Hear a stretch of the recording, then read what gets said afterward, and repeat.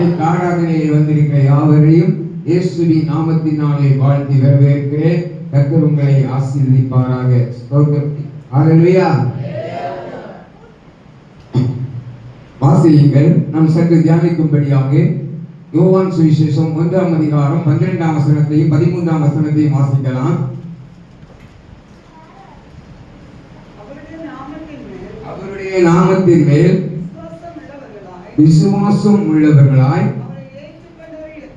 அவரை ஏற்றுக்கொண்டவர்கள் எத்தனை பேரோ அத்தனை பேர்களும் அவர்களுக்கு அதிகாரத்தை கொடுத்தார். ஹல்லேலூயா, ஹல்லேலூயா. அடுத்த வசனத்தை கூட வாசிங்க.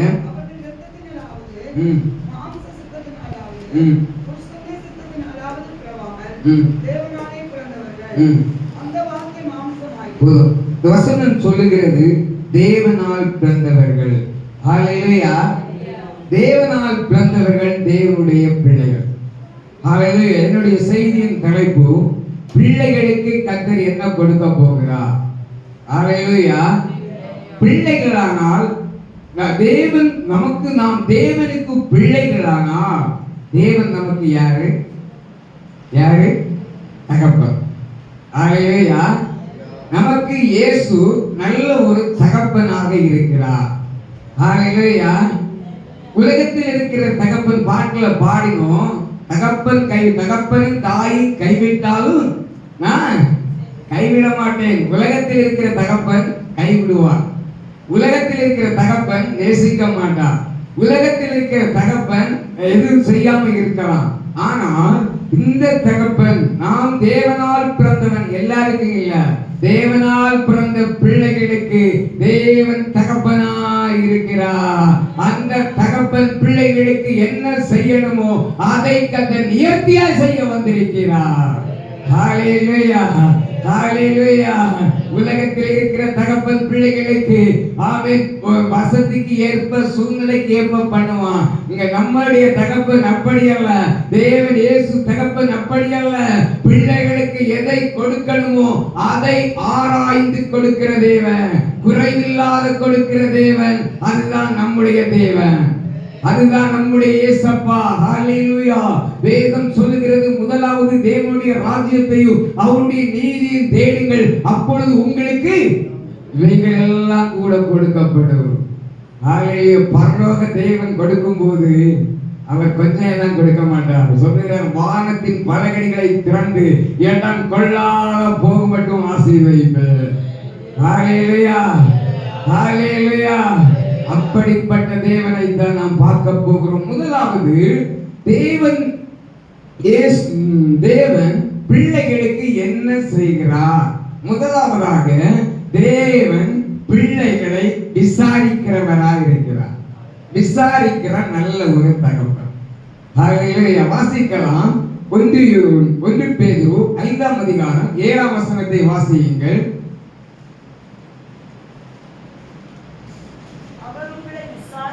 அவர் உங்களை விசாரிக்கிறபடியால் ஆனபடியால் உங்கள் கவலைகள் எல்லாம் அவர் மேல் வைத்து விடுங்கள். போதும். ஹல்லேலூயா. நல்ல தகப்பன் பிள்ளைகளை விசாரிக்கிறார். இன்னைக்கு எத்தனை தகப்பன் விசாரிக்கிறோம்? ஹல்லேலூயா. எத்தனை புருஷன் மனைவியை விசாரிக்கிறாங்க? எத்தனை மனைவி புருஷனை விசாரிக்கிறாங்க? எத்தனை தாய் பிள்ளைகளை விசாரிக்கிறாங்க? ஆமே. இந்த உலகத்தில் இருக்கிற மனுஷர்கள் எல்லாம் இப்படிதான் விசாரிப்பாங்க. ஹல்லேலூயா. ஆனா உண்மையான தேவன் யார் தெரியுமா? இயேசு தன் பிள்ளைகளை சரியாக விசாரிக்கிற கர்த்தர். அவர்களுக்கு ஒரு தேவ பிள்ளை என்பது, அந்த பிள்ளை எங்க போகிறது, எந்த பிரச்சனைக்குள்ள இருக்கிறது, எந்த சூழ்நிலைக்குள்ள இருக்கிறது, எல்லாம் ஆண்டவருக்கு தெரியும். சூழ்நிலைக்கு ஏற்ப இறங்கி வந்து அவர் அந்த பிள்ளைகளுக்கு உதவி செய்கிற கர்த்தர். ஹல்லேலூயா. ஒரு தேவ பிள்ளை எங்க மாட்டிக்கொண்டிருக்கிறார்களோ, எந்த சூழ்நிலைக்குள்ளே சிக்கிக் கொண்டிருக்கிறாரோ, அந்த சூழ்நிலையிலிருந்து ஆண்டவர் எவ்விதத்திலும் அவர் வெளியே கொண்டு வருவதற்கு அவர் சில முயற்சிகளை கொண்டு வருவார். ஹல்லேலூயா. எல்லாருக்கும் ஒரு முயற்சி கிடையாது. தானியேல் சிங்கக்கவியில போன போது தூதனை தான் அனுப்புனார். அப்படிதானே? தானியேல் யாரு? ஒரு தேவ பிள்ளை. ஹல்லேலூயா. சிங்கத்துக்கு கையில ஒப்பு கொடுக்காதபடிக்கு தூதனை அனுப்பி கொண்டு காப்பாரு. ஹல்லேலூயா. என்ன கேட்கிற தேவனுடைய பிள்ளையே, இன்னைக்கு தேவ பிள்ளைகளுக்கு கர்த்தர் என்ன செய்கிறார்? ஒன்றாவது, நல்ல தகப்பன் பிள்ளைகளை விசாரிக்கிறார். அவர் விசாரிச்சுட்டு சொல்றாரு, நீ ஒண்ணுக்கு கவலைப்படாத. என்ன செய்யாத? அப்ப கவலையா யார் தான் படுகிறது? நம்ம தான் படுகிறோம். இயேசு சொல்லுகிறாரு, மத்தேயு சுவிசேஷம் 11ஆம் அதிகாரம் 28ஆம் வசனம் சொல்லுது, வருத்தப்பட்டு பாரம் சுமக்கிறவர்களே, நீங்கள் எல்லோரும் என்னிடத்தில் வாருங்கள், நான் உங்களுக்கு இளைப்பாறுதலை தருவேன். இப்போ கவலை இருந்த இளைப்பாறுதல் இருக்குமா? ஹல்லேலூயா. ஹல்லேலூயா. கவலை இருந்த இளைப்பாறுதல் இருக்குமா? கவலை இருந்தா ராத்திரி வண்டி கடைக்காரன் காலையில எப்ப வருவான், எப்படி இருப்பான் அப்படின்னு சொல்லிட்டு அப்படியே ஆண்டவர் சொல்றேன், எல்லாத்தையும் எனக்கிட்ட ஒப்புக்கொடு. நான் தான் உன்னை விசாரிக்கிறேன், நான் தான் உன்னை உருவாக்குனேன், நான் தான் உன்னை இந்த நிலைமையில கொண்டு வந்தது, நான் தான் உனக்கு இந்த காரியத்தை வாய்க்க பண்ணது, உன்னை வாழ வச்சிருக்கிறதே நான் தான், உன்னை நடக்க வச்சிருக்கிறதே நான் தான், உன்னை உயிர் வாழ வச்சிருக்கிறதே நான் தான். நான் உன்னை உயிர் வாழ வச்சிருந்தேன்னா உனக்கு தேவைகளை சந்தியாம போவேனா? ஹல்லேலூயா. இன்னைக்கு பிரச்சனை வந்த உடனே, போராட்டம் வந்த உடனே மனுஷனை தேடி போகிறோம், மற்ற மனுஷர்களை தேடி போகிறோம், உலகத்தை தேடி போகிறோம். ஹல்லேலூயா. இயேசுவை தேடி வருகிறீங்களா? இயேசுவை தேடி வந்தா விசாரிக்கிற தேவன் உங்களுக்கு சரியா விசாரிப்பார். ஹல்லேலூயா. இன்னைக்கு கேட்கிற தேவ பிள்ளைகளை, ஒன்றை குறித்து கவலைப்பட வேண்டாம், எல்லாவற்றையும் கர்த்தரிடத்தில் இறக்கி விடு.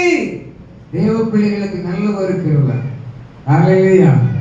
எந்த மனுஷனாவது பாரத்தை நான் சுமக்கிறேன்னு சொல்லியிருக்கிறேன்? நம்முடைய பாரத்தை எல்லாம் கர்த்தர் கல்வாரி சிலுவையிலே சுமந்து விட்டார். பாவத்தை மட்டும் இல்லை, பாவத்தையும் சுமந்தார். பாவத்தை மட்டும் இல்லை, சாபத்தையும் சுமந்தார். ஹல்லேலூயா. என் தேவ பிள்ளை எதுக்காகினும், என்னுடைய பிள்ளைகள் எதாயினும் குறைவில்லாத வாழ வேண்டும். நீங்க நினைக்கிறீங்களா, எனக்கு பிள்ளைக்கு எந்த குறைவும் வரக்கூடாது அப்படின்னு சொல்லிட்டு பிள்ளைகளுக்காக எல்லாம் சேர்க்கிறோம், என்னெல்லாம் செய்கிறோம், என்னெல்லாம் ஸ்டெப் எடுக்கிறோம். அதே போல இயேசு சொல்றாரு, என்னுடைய பிள்ளைகள் எங்கேயுமே வைக்கப்பட்டு போக கூடாது, என் ஜனங்கள் வைக்கப்பட்டு போக கூடாது, என்னுடைய பிள்ளைகள் வைக்கப்பட்டு போக கூடாது. அவன் விசாரிக்கிற தேவனாக இருக்கிறார். ஒரு விஷயம் பாருங்க, சீசர்கள் ஆண்டவர் அழைத்து கொண்டு வந்தாரு. எதுக்கு அழைச்சாரு தெரியுமா? மனுஷனை பிடிக்கிறதுக்கு அழைச்சிட்டு வந்தார். சூழ்நிலை மாறவங்க எங்க போய் நிக்கிறாங்க? எங்க போய் நிக்கிறாங்க? வரையை தூக்கிட்டு, முதல்ல வரையை விட்டவங்க, வரையை விட்டு போனவங்க, ஆண்டவரை பின்பற்றி வந்தவங்க, இயேசு போதும்னு வந்தவங்க, சூழ்நிலை மாறணும்னா வரையை தூக்கிட்டு எங்க போய் நிக்கிறாங்க? கடல்ல போய் நிக்கிறாங்க. ஆக நம்ம அப்படிதான், இயேசு போதும் போதும் போதும் போதும் போதும். எப்ப இயேசு போதும்? சுகமா இருக்கும்போது, சந்தோஷமா இருக்கும்போது, ஐஸ்வர்யமா இருக்கும்போது, ஆமென், நன்றாக இருக்கும்போது இயேசு போதும்.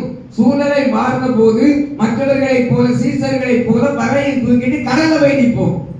ஹல்லேலூயா. ஹல்லேலூயா. ராத்திரி முழுதும் பிரயாசப்பட்டாச்சு, புழு கூட கிடைக்கல. நடந்த சம்பவம் என்ன தெரியுமா? இவங்க பிரயாசப்பட்டு களைப்போடு, சோர்ந்து போய், வேதனையோடு, கஷ்டத்தோடு, அம்மா போதும் அப்பா, நம்ம சொல்லுவீங்களா, போதும் சாமி, எங்களை விட்டுட்டா போதும், இந்த பாரம் எல்லாம் போதும்.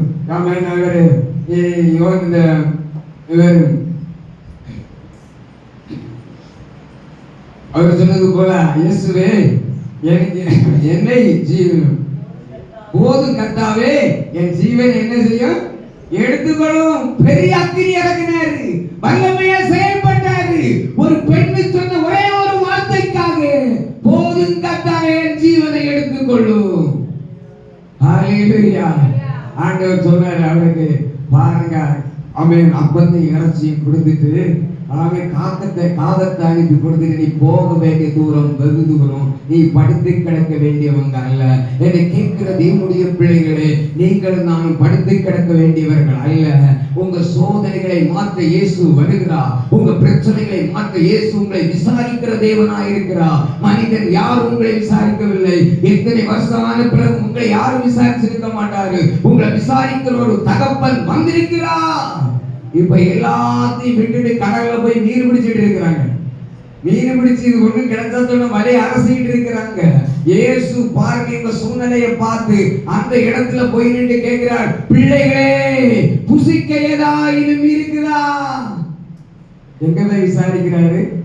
பின்மாற்றக்காரன், கீழ்ப்படியாத போறவன். இப்படி விட்டா சோர்ந்து போவார்கள், இனிமே வேதனையோடு இவங்க ஏதாவது ஒண்ணு செய்துவாங்க அப்படின்னு சொல்லி அவர்களை தேடி போகிறாங்க.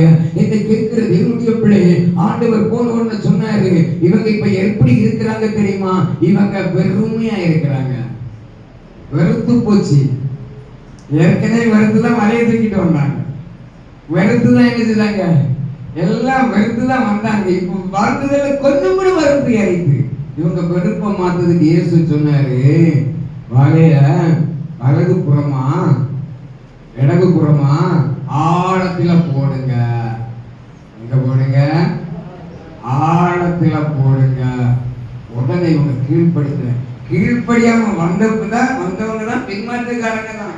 இப்ப கர்த்தருடைய வார்த்தைக்கு கீழ்ப்படிந்த உடனே அவர்கள் எதிர்பார்த்த ஆசீர்வாதத்தை பெற்று போனார்கள். உங்களை எங்கேயும் விட்டு வேடிக்கை பார்க்கிற தேவன் அல்ல.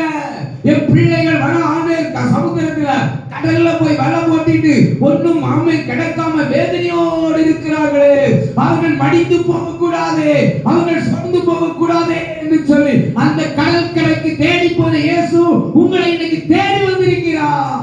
இந்த ஆராதனையை தேடி வந்திருக்கிறார். உன்னுடைய பாரத்தை எடுத்து சொல்லுவாயா? உன்னுடைய வேதனையை மாற்றுவார், உன் கண்ணீரை மாற்றுவார், உன் கவலையை மாற்றுவார். இந்த இயேசுவை நீ தகப்பனாய் பற்றிக்கொள். இந்த இயேசுவை நீ தகப்பனாய் பற்றிக்கொள். இந்த இயேசுவை நீ தகப்பனாய் பற்றிக்கொள். அவருக்கு நீ என்ன செய்ய வேண்டுமோ அதை நீ செய்ய முன்வா. அவருக்காக ஜீவனை கொடுக்க வேண்டியது வந்தாலும் ஜீவனை கொடுப்போம். கர்த்தர் ஜீவனை எடுக்க மாட்டார். அவர் ஜீவனை எடுக்கிற தேவன் அல்ல, உன்னை வாழ வைக்கிற தேவன். அவர் தான் உன்னை விசாரிக்கிற தேவனாய் இருக்கிறார். தேவனே பாருங்க, அவர் கடற்கரையில போய் விசாரித்து சோர்ந்து போனவருக்கு ஆசீர்வாதத்தை கொடுத்தாரு. இனி இங்க ஒரு இடத்துக்கு தேடி போகிறாரு. எங்க தெரியுமா? அங்க போய் பாருங்க, 32 வருஷமாக பலவீனமாய் படுத்துக் கொண்டிருக்கிற அந்த திமிர்வாதக்காரனை தேடி இயேசு போகிறார். ஹalleluya. 38. ஹalleluya. என்னை கேட்கிற தேவனுடைய பிள்ளைகளே, 38 வருஷமாய் பேஸ்தா குளத்திலே படுத்து கிடக்கிறான். இவனை ஆதரிக்க 38 வருஷமா ஒரு மனிதன் இல்ல. இருந்தாங்களா? ஒரு நாதி இல்ல, குடும்பக்காரங்க இல்ல, உறவுகள் இல்ல, யாரும் இல்ல. ஹalleluya. குளத்தில இறங்கிறவன் சுகம் பெற்றுட்டு போகிறான். இவனை குளத்தில கொண்டு விடுறதுக்கும் ஒரு மனுஷனை இல்ல. நாளுக்கு நாள் வேதனை, கஷ்டம், பாரம், நெருக்கம், யாரும் உதவி செய்ய யாரும் இல்ல. 38 வருஷமா ஒரு இடத்துல கிடக்குறாங்கன்னா சாப்பாடு உண்டா என்ன தெரியல. ஆனால் இயேசு வந்து கேட்கிறார். ஆமென். அவர் விசாரிக்கிற தேவன் வந்து சொல்லுகிறார். ஆமென். அவன் நீண்ட நாட்களாக பலவீனமாக இருக்கிறான் என்று அறிந்து இயேசு அந்த இடத்திலே வந்து கேட்கிறார், சுகமாக விரும்புகிறாயா? ஹalleluya. எப்படி 38 வருஷமா ஒரு தினம் வந்து கேட்கல. சாப்பிட்டியான்னு கேட்கறதுக்கு யாரும் இல்ல, ஆறுதல் சொல்ல யாரும் இல்ல, தண்ணி கொடுக்க யாரும் இல்ல, ஆமென், உதவி செய்ய யாரும் இல்ல. அந்த தேவே பலவீனமாய் இருக்கிற அவனை தேடி இயேசு வருகிறார்.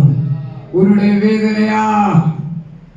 நீண்ட நாட்களாய் பலவீனத்தோடு இருக்கிறீங்களா? நீண்ட நாட்களால் ஒரு சூதர் செய்வனுடைய பிரச்சனைகள் தீர்க்க முடியாதபடிக்கு, நீ மனிதனை நாடி போய் மனிதனால் சேர்க்க முடியாதபடிக்கு, உலகத்தில் யாராலும் தீர்க்க முடியாதபடிக்கு சில நாட்களாக வேதனையோடு தேவ சமூகத்திலே சில நாட்களாக இரவு நேரம் படுக்கையிலே கண்ணீரை நனைத்துக் கொண்டு வேதனையோடு கடந்து வந்திருக்கிறீங்களா? 38 வருஷமாக படுத்திருந்த அதே நபரை தேடி இயேசு போகிறார். இன்னைக்கு நீ விரும்பினா உங்களை தேடி வருவார். ஹalleluya.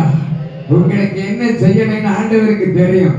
உங்களுக்கு என்ன வேணும்னு ஆண்டவருக்கு தெரியும். அநேக பேருக்கு அற்புதம் ஏன் நடக்கலைன்னா விருப்பம் இல்லை.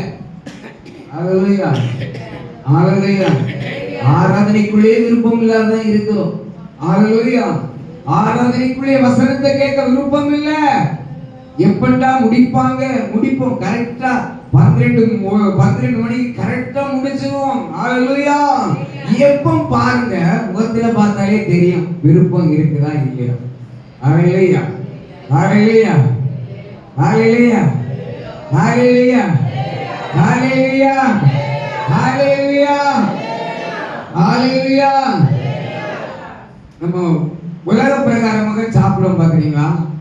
சாப்பிடும் போது 2 காரியத்தை செய்யும். சாப்பாடு பிடிக்காட்டா வாந்தி எடுக்கும். சாப்பாடு பிடிச்சிக்கிட்டீங்கன்னா சாப்பிட்டே இருக்கும். அப்ப சாப்பாடு பிடிச்சிட்டு சாப்பிட்டே இருந்தா அது ஆரோக்கியத்தை கொண்டு வரும். சாப்பாடு பிடிக்காம வாந்தி பண்ணிட்டா பலவீனத்தை கொண்டு வரும். நான் சொல்றது புரிஞ்சிருக்கேன்னு நினைக்கிறேன். வசனத்தை ஏற்றுக்கொண்டு உள்ள ஏற்றி இந்த வசனத்தின்படி வாழ்கிறவங்களுடைய ஆவிக்குரிய ஜீவியத்தில் ஆரோக்கியம் உண்டு. வசனத்தை ஏற்றுக்கொள்ளாதவருடைய வாழ்க்கையிலே ஆவிக்குரிய ஜீவியம் நாளுக்கு நாள் பலவீனமாகிக் கொண்டே போகும். என்னை கொண்டு கேட்டுக்கொண்டிருக்கிற தேவ பிள்ளைகளே, இன்றைக்கு நான் உங்களுக்கு சொல்லுகிறது என்ன? நீங்கள் எப்படிப்பட்ட நெருக்கத்தில் இருந்தாலும், எப்படிப்பட்ட வேதனையில் இருந்தாலும், எப்படிப்பட்ட கஷ்டத்தில் இருந்தாலும் உங்களை தேடி இயேசு வருகிறார். நடந்தது என்ன தெரியுமா? 38 வருஷம் பலவீனம். ஆமென். இப்போ வந்தாச்சு பாருங்க. இயேசு சுகமாக விரும்புகிறாயா? அவர் கேட்கிறாரு, எனக்கு கொண்டு விட வித்தியாருங்க. ஆண்டவர் ஒண்ணு கேட்கல. அவர் சொன்னாரு, உன் படுக்கை எடுத்துட்டு போயிட்டு. 38 வருஷமா பலவீனமா கிடக்கும் போது யாருக்கும் கவலை இல்லை. போகிற வழியில ஒருத்தன் கேட்கிறான், இது ஓய்வு நாளாயிலே இருக்குது. அது வசனத்துல இருக்குதா? வாசிங்க. குணமாக்கப்பட்டவனை நோக்கி இது ஓய்வு நாளாக இருக்கிறது. உனக்கு நியாயமா? 38 வருஷமா படுக்கையில கிடக்கும் போது தண்ணி கொடுக்க ஒருதை இல்ல, ஆறுதல் செல்ல ஒருதை இல்ல, எத்தி பார்க்க ஒருதை இல்ல. இப்ப சுகமாகி கொண்டு போகும்போது கேட்கிறான், நீ இந்த ஓய்வு நாளிலே ஆமென் படுக்கை எடுத்துக்கொண்டு போக உனக்கு நியாயமா இருக்குதா? நம்ம வாழ்க்கையும் அதுதான். சுகம் இல்லாம இருக்கும்போது, பலவீனமா இருக்கும்போது ஒருதை எத்தி பார்க்க மாட்டான். பைபிளை தூக்கிட்டு சர்ச்சுக்கு போறேன்னு போய் இங்கேயா போன? ஹல்லேலூயா. என்ன கேட்கிற தேவனுடைய பிள்ளையே, அதை பார்த்து சிலர் பின்வாங்கி போகிறீங்க. அதை பார்த்து உங்க வாழ்க்கை பின்வலித்துக் கொண்டிருக்கிறது. என்னை கேட்கிற தேவ பிள்ளையே, ஆண்டவர் விசாரிக்கிற தகப்பன் எந்த இடத்துல இருந்தாலும் உண்மையாய் தேவனுடைய பிள்ளையாய் இருப்பாயானால் உன்னை விசாரிக்க வருகிறார். 38 வருஷமாக கிடைக்காத வேதனையிலிருந்து ஒரு விடுதலை கொடுத்தவர் இயேசு மாத்திரமே. 38 வருஷமாக பார்க்க யாரும் இல்லை. இப்பொழுதுதான் அவர் சுகமாக எழும்பி போகிறார். படுத்த படுக்கையில் இருந்து மாற்றத்தை கொடுத்தவர் இயேசுதான். இன்னைக்கு உங்க வாழ்க்கையில எந்த சூழ்நிலையா இருக்கலாம், எந்த பாரமா இருக்கலாம், எந்த கண்ணீரா இருக்கலாம், நீ இயேசுவின் கரத்தை பிடிப்பாயா? இயேசுவோடு பேசுவாயா? இயேசுவோடு வாழ விரும்புகிறாயா? உன்னை விசாரிக்க ஒரு தகப்பன் வருகிறார். உன்னை விசாரிக்க ஒரு தகப்பன் இருக்கிறார். அவர்தான் குடும்பத்துக்கு ஆறுதலை கொடுப்பார். அவர்தான் குடும்பத்துக்கு விடுதலையை கொடுப்பார். அவர்தான் சமாதானத்தை கொடுப்பார். நீ இழந்து போன ஆசீர்வாதத்தை திறக்க பண்ணுவார். மனுஷனால் கூடாதது தேவனால் கூடும். தேவனால் கூடாத காரியம் ஒன்றுமில்லை. மரித்து போனவனை உயிரோடு எழுப்பது அவருக்கு லேசான காரியமானா உங்க வாழ்க்கையை மாற்றி அமைப்பது அவருக்கு லேசான காரியம். ஆனா நம்ம என்ன செய்யணும்? வாழ்க்கை முழுவதும் தகப்பனுடைய கரத்திலே கொடுக்கணும். ஏசப்பாவுடைய கரத்திலே கொடுக்கணும். ஆண்டவரே, என்னால அப்பா என்னால எதையும் செய்ய முடியாதப்பா, என்ன செய்ய முடியாதப்பா, ஒன்றும் செய்ய முடியாதப்பா. கொடுத்தா நான் சொன்ன 2 பேரை கத்தர் தேடி போறான். ஒரு ஆசீர்வாதத்துக்காக வரைய போட்டுட்டு இருந்தான், ஒரு சுகத்துக்காக காத்திருந்தான். 2 பேருக்கு அற்புதம் நடந்தது. நீங்க இன்னைக்கு எந்த எதிர்பார்ப்போடு வந்திருக்கிறீங்க? ஹalleluya. எந்த காரியத்துக்காக வந்திருக்கிறீங்க? உண்மையா கத்தரப்படுங்க. நீங்க மனுஷனுக்கு காலில் பிடிச்சு பிரயோஜனம் இல்லை, புருஷனுக்கு காலில் பிடிச்சு பிரயோஜனம் இல்லை, மனைவிக்கு காலில் பிடிச்சு பிரயோஜனம் இல்லை, பிள்ளைகளுக்கு காலில் பிடிச்சு பிரயோஜனம் இல்லை, எந்த பிரயோஜனமும் இல்லை. இயேசுவுக்கு காலில் பிடிக்கும் போது, இயேசுடைய சமூகத்தில் விழும்போது மரண பரியந்தமும் அவர் நம்மை காப்பார், மரண பரியந்தமும் அவர் நினைப்பார். உங்களுக்கு என்ன தேவையோ அந்த தேவையை சந்திப்பா. கர்த்தர் ஒரு நாளும் என்னிடத்தில் இல்லை என்று சொல்ல மாட்டார். கர்த்தர் நான் இதை செய்ய மாட்டேன் என்று சொல்ல மாட்டார். அவர் உனக்கு எதையும் செய்ய ஆயத்தமாயிருக்கிறார். நீ இறங்கி வருவாயா? ஹalleluya. நேரம் போய்விட்டது. இரண்டாவதாக அந்த கர்த்தர் என்ன செய்கிறாராம்? அவர் மன்னிக்கிறவராயிருக்கிறார். முதல்ல விசாரிக்கிறவராயிருக்கிறார், விசாரிக்கிற தகப்பன். இரண்டாவது நம்முடைய பாவங்களை, நம்முடைய குறைகளை, நம்முடைய காரியங்களை மன்னிக்கிறவராயிருக்கிறார். வாசி 5ஆம் வசனத்தை வாசி. இயேசு அவர்கள் விசுவாசத்தை கண்டு உன் பாவம் எனக்கு மன்னிக்கப்பட்டது போதும். ஹalleluya.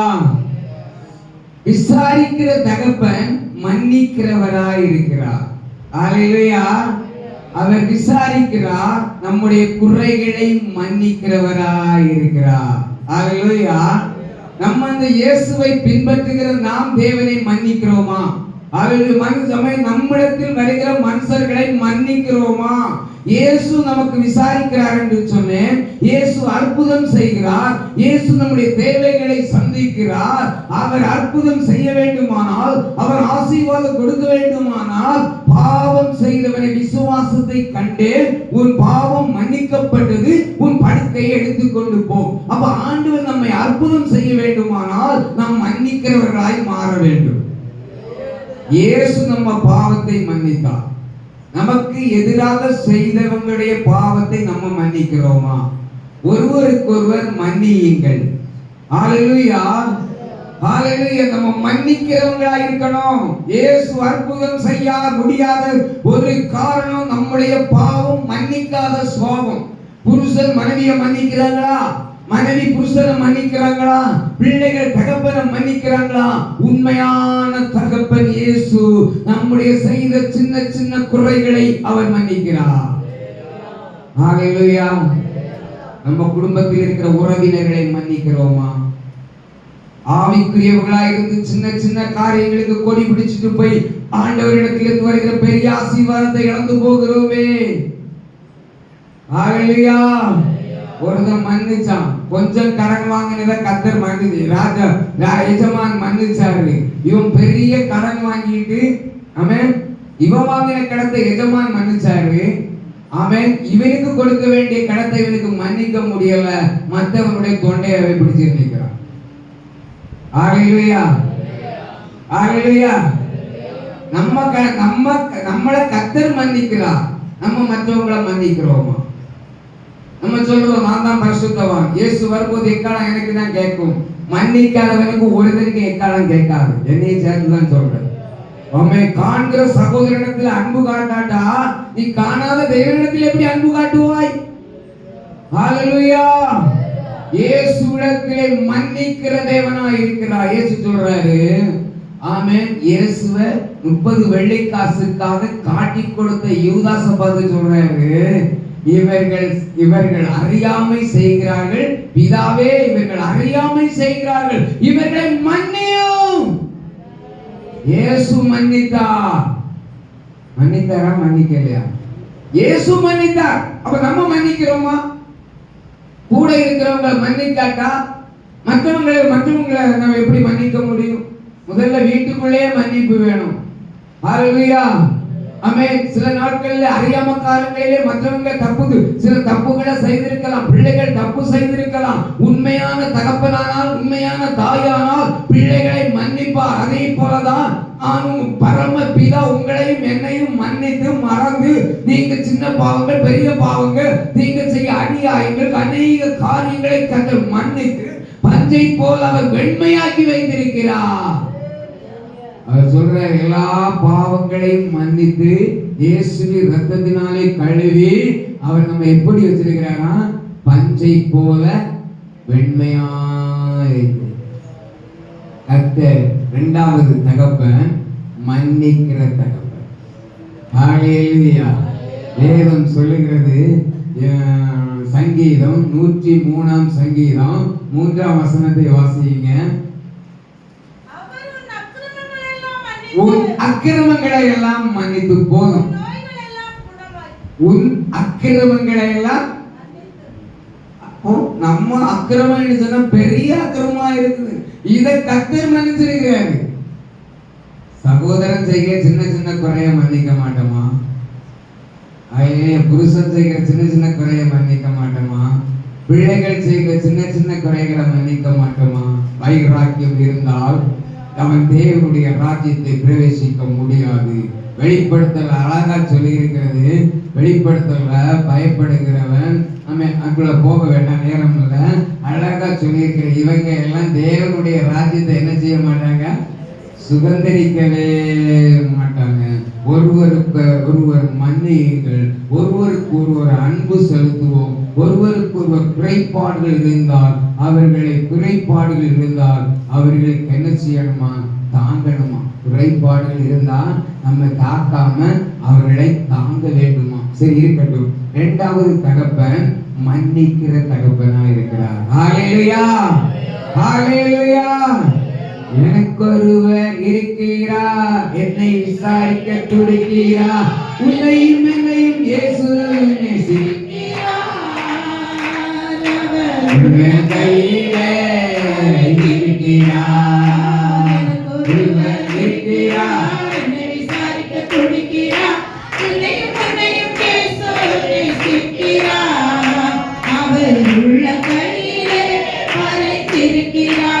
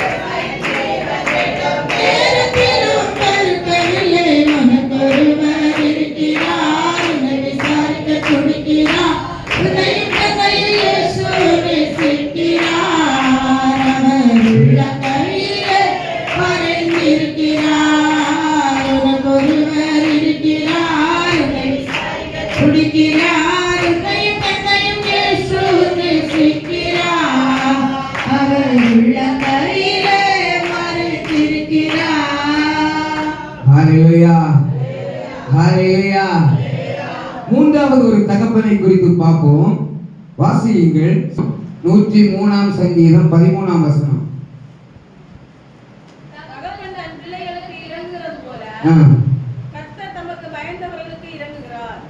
தகப்பன் பிள்ளைகளுக்கு இறங்குறது போல. ஹல்லேலூயா. இரக்கமுள்ள தகப்பன். ஹல்லேலூயா. மன்னிக்கிற தகப்பன். ஆமென். விசாரிக்கிற தகப்பன், மன்னிக்கிற தகப்பன், இரக்கமுள்ள தகப்பன். நம்ம எத்தனை பேர்கிட்ட இரக்கம் இருக்குது? ஹல்லேலூயா. வேதத்தில் ஒரு வசனம் இருக்கிறது, நன்மை செய்ய திராணி இருக்கும் போது நீ செய்யாமல் இருப்பது பாவம். ஹல்லேலூயா, ஹல்லேலூயா. செய்யத்தக்கவனுக்கு நம்ம செய்யாமல் இருப்பது பாவம். உங்களை தேடி வருவோம், அந்த நீங்க நன்மை செய்கிறீங்களா? ஆண்டவர் சொல்றார், இரக்கமுள்ள தகப்பன். அவரிடத்துல போனா யாரு போனாலும் இல்லைன்னு சொல்ல மாட்டாரு. ஹல்லேலூயா. யாரு எதை கேட்டு போனாலும் அவர் இல்லைன்னு சொல்ல மாட்டாரு. அவர் இரக்கமுள்ள தகப்பன். பாவத்தோடு போகிற பிள்ளைகளை அவர் வெறுத்து தள்ள மாட்டாரு. அவர் பாவத்தை மன்னித்து சிநேகிக்கிறாரு. வியாதியோடு போகிற பிள்ளைகளை அவர் வெறுத்து தள்ள மாட்டாரு. பாருங்க, அவர் குஷ்டரோகி வீட்டுக்கு போய் அவன் இயேசு இடத்துல போய் முழந்தால் படியிட்ட போது அந்த குஷ்டரோகிக்கு மேல மனது உருகி தொட்டு சுகமாக்கினார். நம்ம குஷ்டரோகியை தொடுவோமா? கிட்ட போவோமா? அவர் இரக்கமுள்ள தகப்பனானதுனால அவர் குஷ்டரோகினா தோற்றமே. அது என்ன வியாதி? தொட்டு வியாதி. அடுதானே தொடு. அந்த வியாதி நம்ம அவனுக்கு பாத்திரத்துல கூட சாப்பாடு கூட மாட்டோம். நம்ம சொல்லுவோம் பெரிய பரிசுத்தமானதும் இயேசு வந்தா பறந்தே போயிடும் அப்படின்னு சொல்லுவோம். அவனுக்கு கூட பாத்திரத்துல சாப்பாடு கூட கொடுக்க மாட்டோம். அந்த குஷ்டரோகி ஒருவன் இயேசுவிடத்துல வந்து முழங்கால் போட்ட போது அந்த குஷ்டரோகிக்கு மேல மனது உருகி அவனை தொட்டு சுகமாக்கினான். பெற்றோரால், உலகத்தினாலே, மனிதனாலே, எல்லாருனாலையும் மறித்து எல்லாராலையும் ஒதுக்கப்பட்ட அவனை கர்த்தர் அவன் மேல் இரக்கம் வைத்தார். உங்க பெற்றோர் ஒண்ணு வெளியே தள்ளி இருக்கலாம், புருஷன் ஒண்ணு ஒதுக்கி இருக்கலாம், உன் குடும்பத்தாரினை ஏழைன்னு ஒதுக்கி இருக்கலாம், நீ வியாதி பிடித்தவன் ஒதுக்கி இருக்கலாம், பிள்ளைகள் வியாதி பிடித்தவன் கண்டிடாம இருக்கலாம், உனக்கு வர வேண்டிய நன்மைகளை கொண்டு வராம இருக்கலாம், பிள்ளைகளிடத்திலே, கணவனிடத்திலே, பெற்றோரிடத்திலே, உறவினிடத்திலே வராத காரியத்தை உனக்கு கிடைக்காம இருக்கலாம், தராம இருக்கலாம். நீங்கள் நான் போய் கொடிபிடிக்க வேண்டிய அவசியம் இல்லை. நம்முடைய அப்பா இரக்கமுள்ள தேவன். என்னுடைய அப்பா இரக்கமுள்ள தேவன். அவர் வானத்தையும் பூமியும் உண்டாக்கின சர்வ வல்லமை உள்ள தேவன். இந்த உலகத்தில் இருக்கிற சகல ஆசீர்வாதமும் அவருடைய கைக்குள்ளே அடங்கி இருக்கிறது. மற்றவர்கள் உனக்கு மேல இரக்கம் காட்டாட்டாலும் பரவாயில்லை. இயேசு மட்டும் நம்ம பிடிச்சிட்டாங்க. இயேசு தகப்பனாக எத்தனை பேர் ஏற்றுக்கொண்டு வந்திருக்கிறீங்க? உண்மையா நீ தகப்பனாக ஏற்றுக்கொள்வீங்கன்னா, அந்த தகப்பனிடத்துல உண்மையா பேசுவீங்கன்னா, அந்த தகப்பனுக்கு செய்ய வேண்டிய காரியங்களை வேதத்தின்படி நீங்க கீழ்ப்படுத்தி செய்வீங்கன்னா, இதே போல ஒரு நல்ல இரக்கமுள்ள தகப்பன் கிடையாது. ஏசாயாவில் ஒரு வசனம் சொல்கிறது, ஸ்திரீயானவள் பிள்ளையை மறந்தாலும் நான் உன்னை மறப்பது இல்லை. ஹல்லேலூயா. ஏசாயா 41:9 வசனத்திலே அதிகாரத்திலே இருக்கிறது, ஸ்திரீயானவள் தன் பிள்ளையை மறந்தாலும் நான் உன்னை மறப்பது இல்லை. ஹல்லேலூயா. ஸ்திரீ கூட தன் பிள்ளைக்கு இரக்கம் காட்டாமல் இருக்கலாம். ஆமென். பிள்ளைகளை சமைத்து, ஸ்திரீயானவள் சமைத்து புசிக்கும் ஒரு நாட்கள் உண்டு. ஹல்லேலூயா. என்னை கேட்கிற தேவ பிள்ளையே, சொந்த பிள்ளையை கூட தாய் கவனிக்காம இருக்கலாம். கர்த்தர் சொல்கிறார், நான் உன்மேல் இரக்கமாயிருக்கிறேன். விதவைகளை விசாரிக்கிற தேவன். ஆமென். திக்கற்ற பிள்ளைகளை விசாரிக்கிற தேவன். ஹல்லேலூயா.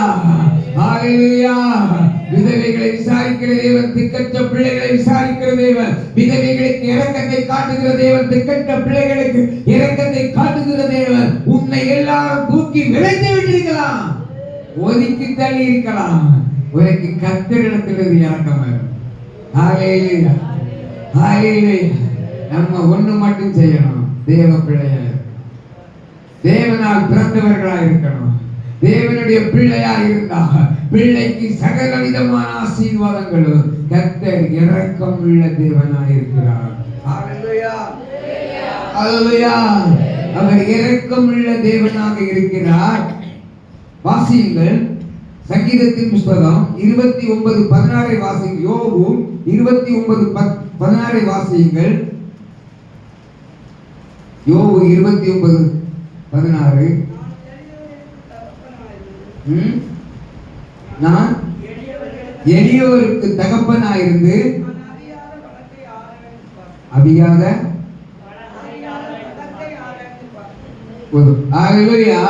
இந்த வசனம் சொல்லுகிறது, எளியோனுக்கு தகப்பன், ஏழைகளுக்கு தகப்பன். ஹல்லேலூயா. நம்ம ஏழையை கண்டா ஒதுக்கி போவோம். ஹல்லேலூயா. அதுதானே நம்ம தேடி ஒருவன் வந்தா என்ன செய்கிறோம்? வேதம் சொல்லுகிறது, அவர் ஏழைகளுக்கு தகப்பனமா இருக்கிறார். ஆமென். சங்கீதம் 113 வாசிங்க. 13 வாசிங்க. சரி வேண்டாம். ஏசாயா 49:15 வாசிங்க. ஸ்திரீயானவள் பாலகனை மறப்பாரோ, அவள் மறந்தாலும் நான் உன்னை மறப்பது இல்லை. ஹalleluya. அவர் நம்மை மறக்காத தகப்பன். ஹalleluya. ஹalleluya. என்னை கேட்கிற தேவனுடைய பிள்ளைகளே, ஸ்திரியானவள் தன் பிள்ளையை மறந்தாலும் கர்த்தர் நம்மை மறக்காத தேவன். அவர் இரக்கமுள்ள தகப்பனாக இருக்கிறார். ஹalleluya. நாலாவதாக வாசிக்கலாம். ஏசாயா 41 அதிகாரம் 10 வசனத்தை வாசியுங்கள். நான் உன்னோடு இருக்கிறேன், திகையாதே, நான் உன் தேவன், பலப்படுத்தி சகாயம் பண்ணி உன்னை தாங்குவேன். யார் சொன்னது? இரக்கமுள்ள தேவன் சொல்லுகிறாரு, நீ பயப்படாதே. ஹalleluya. முதல்ல உள்ள வசனத்துல என்ன சொல்லப்பட்டிருக்கிறது? ஆமென். நீ ஒன்றை குறித்து கவலைப்படாதே, நான் உன்னை விசாரிக்கிற தேவனாக இருக்கிறேன். ஒன்றை குறித்து நீ கவலைப்படாதே. இது இரக்கமுள்ள தகப்பன் சொல்லுகிறார், நீ பயப்படாதே. ஹalleluya. பயப்படாதே, நான் உன் தேவனாகிய கர்த்தர். திகையாதே, நான் உன் தேவன், நான் உன்னை பலப்படுத்தி உனக்கு சகாயம் வரப்பண்ணி உன்னை நீதி வலது கரத்தினாலே தாங்குவேன். அவர் தாங்குகிற தேவன். ஹalleluya. நல்ல தகப்பன், பயத்தை மாற்றுகிற தேவன். நல்ல தகப்பன், சகாயம் பண்ணுகிற தேவன். நல்ல தகப்பன், பலன் கொடுக்கிற தேவன். நல்ல தகப்பன், நீதியின் வலது கரத்தினால் உன்னை தாங்குகிறார். இன்னைக்கு எத்தனை பயங்கள் நம்மை ஆட்டிக் கொண்டிருக்கிறது. எத்தனை, ஒரு சின்ன வியாதி வந்தா பயம், ஒரு சின்ன பிரச்சனை வந்தா பயம். ஆண்டவர் சொல்ற, பயப்படாதே, இரக்கமுள்ள தேவன், அவர் தாங்குகிறார். ஹalleluya. ஹalleluya. என் தேவன் தாங்குகிற தேவன், என் தேவன் தப்புவிக்கிற தேவன். என் தேவன் வியாதி வந்தாலும் பலவீனம் வந்தாலும் உங்களை கைவிடாத தேவன், உங்களை அரவணைக்கிற தேவன், உங்களை பாதுகாக்கிற தேவன், உங்கள் பிரச்சனைகளுக்கெல்லாம் முற்றுப்புள்ளி வைக்கிற தேவன். நீ எனக்கு பலன் இல்லை என்று சொல்லி கலைந்து போய் நீ பெட்டிலே படுத்திருக்கும் போது கர்த்தர் உன்னை பலப்படுத்தி உனக்கு சகாயம் பண்ணி நீதியின் வலது கரத்தினாலே தூக்கி உன்னை நிலைநிறுத்துகிற தேவன். ஹalleluya. ஹalleluya. உன்னை நிறைநிறுத்துகிற தேவன், விழுந்து போகாதபடிக்கு உன்னை நிமிர்ந்து நிற்கிற தேவன். அவர் சொல்லுகிறார், நீதியின் வலது கரத்தினாலே நான் உன்னை தாங்குவேன். தாங்க முடியலையா? ஆமென். ஆமென். தாங்க முடியலையா?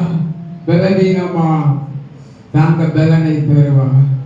நம்ம இயேசுவை தகப்பனாக ஏற்றுக்கொள்ள வேண்டும். அந்த தகப்பனை பிடிக்கும் போது உனக்கு தாங்க பலன் செய்வார். ஹalleluya. நேரம் போனதுனால நான் அடுத்த பகுதிக்குள்ளே போகிறேன். ஐந்தாவதாக யோசுவா 1 அதிகாரம் 5 வசனத்தை வாசியுங்கள். நீ உயிரோடு இருக்கும் நாளெல்லாம் ஒருவன் உனக்கு முன்பாக எதிர்த்து நிற்பதில்லை. நான் மோசேயோடு இருந்தது போல உன்னோடும் இருப்பேன். நான் உன்னை விட்டு விலகுவதும் இல்லை, உன்னை கைவிடுவதும் இல்லை. நான் உன்னை விட்டு விலகுவதும் இல்லை, உன்னை கைவிடுவதும் இல்லை. நல்ல தகப்பன், தாங்குகிற தகப்பன், கைவிட மாட்டார். இயேசு சொல்றாரு, நான் சொன்னதை செய்யும் அளவு கைவிட மாட்டேன். ஹalleluya. ஹalleluya. கர்த்தர் உங்களோட பேசினது உண்டா? ஆமென். தீர்க்கதரிசனத்தின் பேசினது உண்டா? அவர் சொல்றார், கைவிட மாட்டேன். நீ உயிரோட இருக்கிற நாள் வரைக்கும் ஒருவன் உன்னை எதிர்த்து நிற்க முடியாது. நீ யார் தெரியுமா? என்னுடைய பிள்ளை. நீ யார் தெரியுமா? என்னுடைய பிள்ளை. முருதேகா வாசல் காத்துக் கொண்டிருக்கிறான். மந்திரியாகி ஆமான் எவ்வளவு போராடி பார்க்கிறான். அந்த முருதேகாவை தொட முடியல. முருதேகா யார் தெரியுமா? தேவனுடைய பிள்ளை. அவன் யார் தெரியுமா? தேவனுடைய பிள்ளை. வேலை அற்பமான வேலையா இருக்கலாம், வாசல் காக்கிற வேலையா இருக்கலாம், அற்பமாய் காரியமா இருக்கலாம், அவன் அற்பமாய் எண்ணப்பட்டவனா இருக்கலாம், அவனை எல்லாரும் ஒதுக்கப்பட்டவனா இருக்கலாம், அவனை எல்லாரும் புறக்கணிக்கப்பட்ட வாட்ச்மேன் என்று சொல்லி இருக்கலாம். அந்த வாட்ச்மேன் தேவனோடு இருந்தா, அந்த தேவனோடு இருந்த வாட்ச்மேன் ஆகிய முருதேகாவை யாரும் தொட முடியல, யாரும் தொட முடியல. தாவீதை பார்க்கிறவங்க அற்பமா எண்ணினாங்க. தாவீதை கோலியாத் அற்பமா எண்ணினான். நான் எவ்வளவு பலசாலியாக இருக்கிறேன், என்கிட்ட எவ்வளவு பலம் இருக்கிறது, எவ்வளவு படை இருக்கிறது, எவ்வளவு யுத்தத்துக்குள்ள வஸ்திரம் இருக்கிறது என்று சொல்லி அந்த தாவீதை கோலியாத் அற்பமா எண்ணினார்கள். ஆனால் கோலியாத் யார் தெரியுமா? தேவனுடைய பிள்ளை. அந்த தாவீது யார் தெரியுமா? தேவனுடைய பிள்ளை.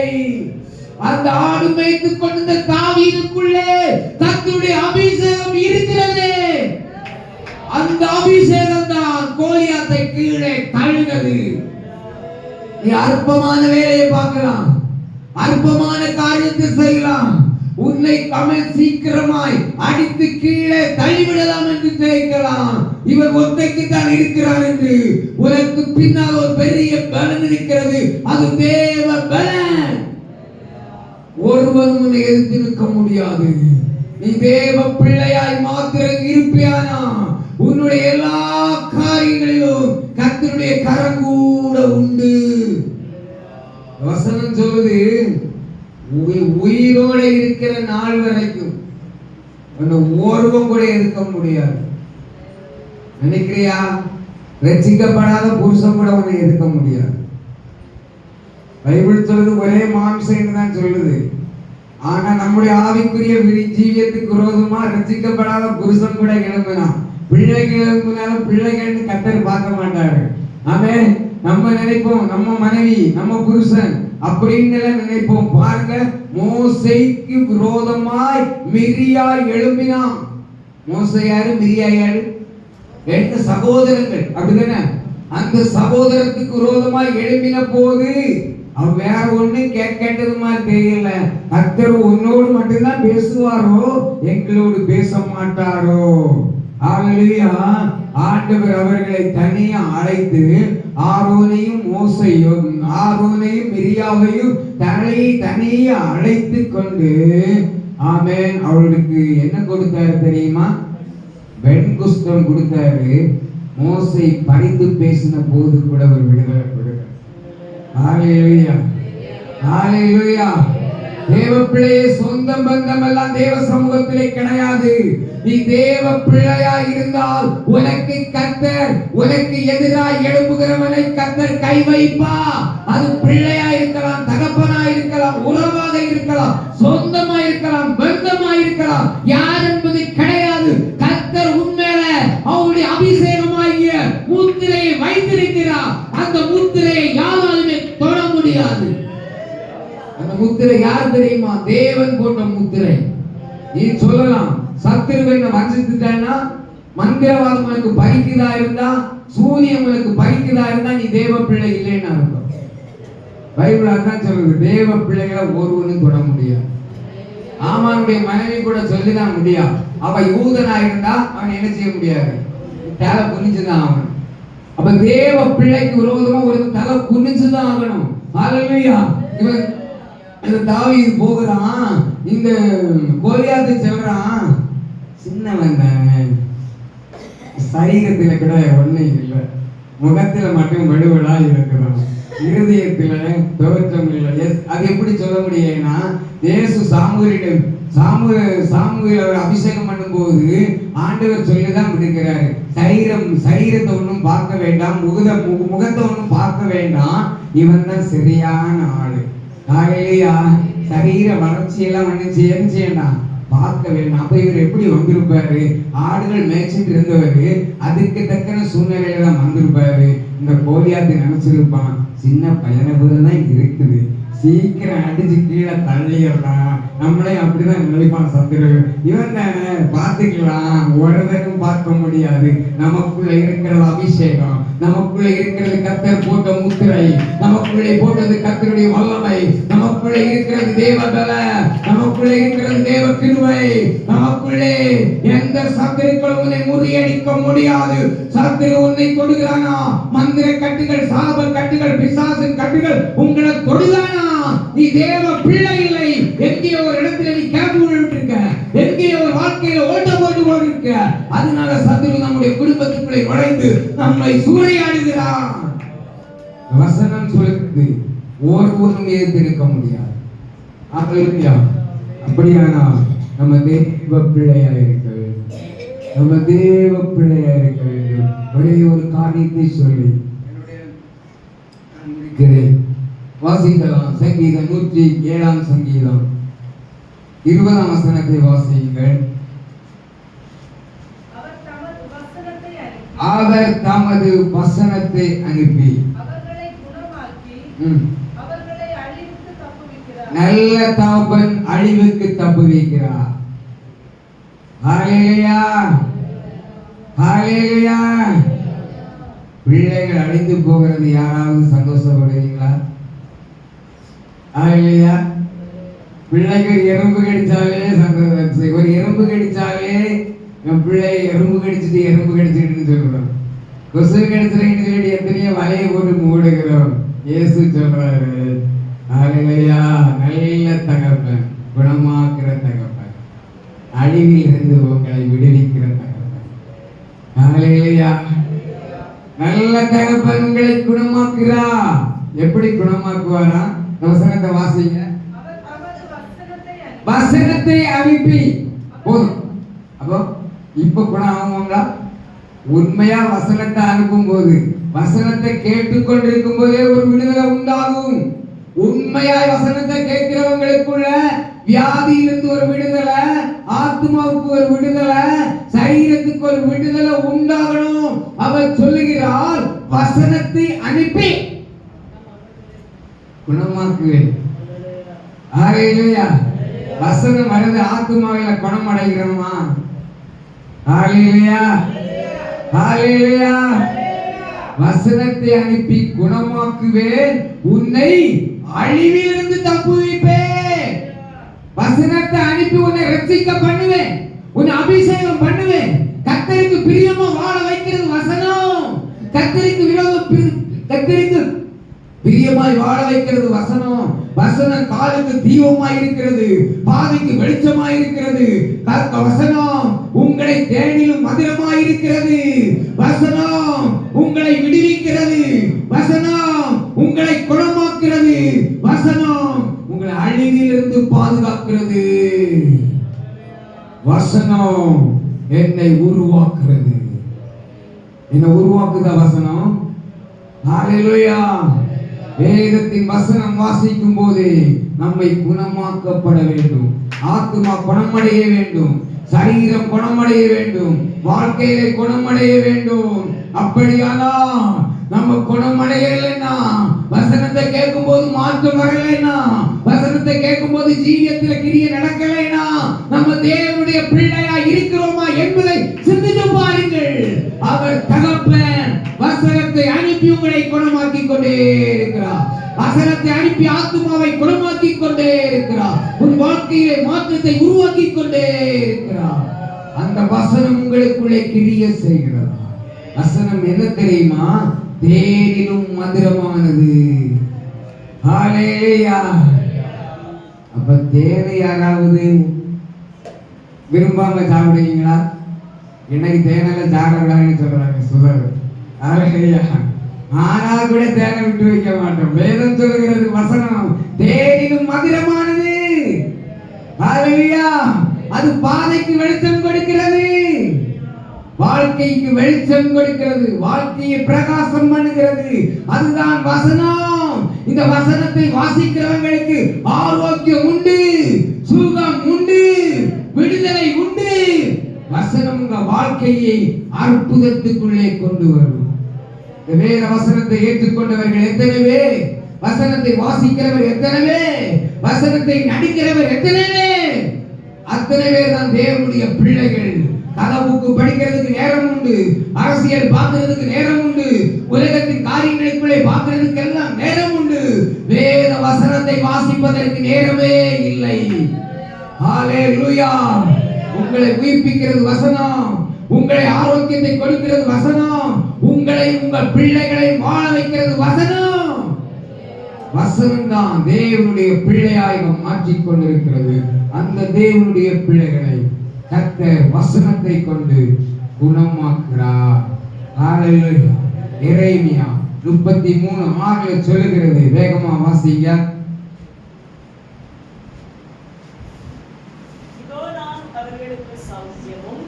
சௌக்கியத்தையும் ஆரோக்கியத்தையும் வரப்பண்ணி அவர்களை குணமாக்கி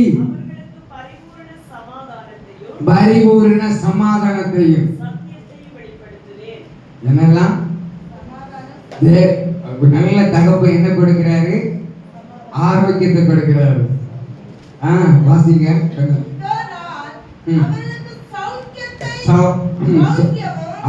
கொஞ்சம் நிறுத்தி வாசிங்க.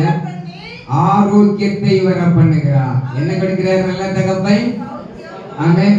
ஆரோக்கியத்தை வர பண்ணுகிறார், சௌக்கியத்தை வர பண்ணுகிறார், குணமாக்குவா. நல்ல தகப்பன் உங்களை குணமாக்குவா. பரிபூரண சமாதானத்தை கொடுக்கிறார். நல்ல தகப்பன் உங்களுக்கு சமாதானத்தை கொடுக்கிறார். கடைசியாக அல்லேலூயா, கடைசியாக ஆமென். யோபியின் புஸ்தகம் 1ஆம் அதிகாரம் 10ஆம் வசனத்தை வாசிங்க.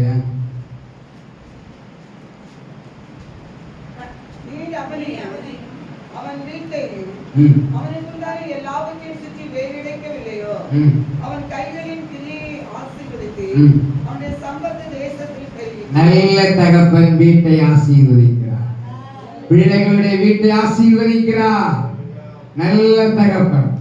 ஹல்லேலூயா, ஹல்லேலூயா. அந்த வசனத்திலே நாம் படிக்கும்போது அது ஒரு தடவை கூட வாசிங்க. நீர் அவனையும் அவன் வீட்டையும் அவனுக்கு உண்டான எல்லாவற்றையும். போதும். யாரு? நல்ல தகப்பன் அவருடைய வீட்டை ஆசீர்வதிக்கிறார், அவனுக்கு உண்டான எல்லாவற்றையும், அவருடைய சம்பத்தை ஆசீர்வதிக்கிறார். வாசிங்க. சம்பத்து எல்லாவற்றையும் சுற்றியா வேலி அடைத்து கைகளின் கிரியைகளையும் ஆசீர்வதிக்கிற கர்த்தர். நல்ல தகப்பன் உங்களை ஆசீர்வதிப்பார். நல்ல தகப்பன் உங்கள் வீட்டை ஆசீர்வதிப்பார். அந்த நல்ல தகப்பன் சொல்லுகிறாரு, அந்த நல்ல தகப்பன் வீட்டை மாத்திரமல்ல, உங்களுக்கு உண்டானது எல்லாவற்றையும் மாத்திரமல்ல, அவருடைய சம்பத்தை எல்லாவற்றையும் கர்த்தர் ஆசீர்வதிப்பார். உபாகமம் 15:8 வாசிங்க.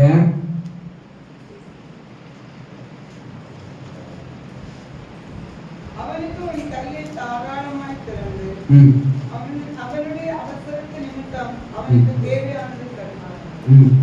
உபாகமம் 15:8 6.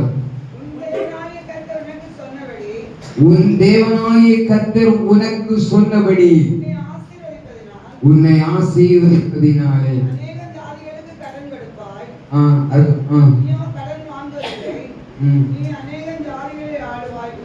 ஹல்லேலூயா. அதுல ஒரு வசனம் உண்டு, அங்கே சொல்லப்பட்டிருக்கிறது, உன் தேவனாகிய கர்த்தர் உன் சொன்னபடியே உன்னை ஆசீர்வதிப்பார். ஹல்லேலூயா, ஹல்லேலூயா. உபாகமத்திலே சொல்லப்பட்டிருக்கிறது, கர்த்தர் உன் கையை ஆசீர்வதிப்பார், உன் கையின் கிரியைகளை கர்த்தர் ஆசீர்வதிப்பார். என்னை கேட்கிற தேவனுடைய பிள்ளைகளே, கர்த்தர் உன்னை ஆசீர்வதிக்கிற கர்த்தராக இருக்கிறார். உன் வீட்டையும் உன் குடும்பத்தையும் உனக்கு உள்ள எல்லாவற்றையும் வேறிடைத்து ஆசீர்வதிக்கிற கர்த்தராக இருக்கிறார். எல்லாரும் அப்படி எழுப்பி நிற்போமா? ஹல்லேலூயா, ஹல்லேலூயா, ஹல்லேலூயா. ஸ்தோத்திரம் ஆண்டவரே. முதலாவது விசாரிக்கிற தகப்பன், இரண்டாவது மன்னிக்கிற தகப்பன், மூன்றாவது இரக்கமுள்ள தகப்பன், நான்காவது கைவிடாத தகப்பன், ஐந்தாவது குணமாக்குற தகப்பன்.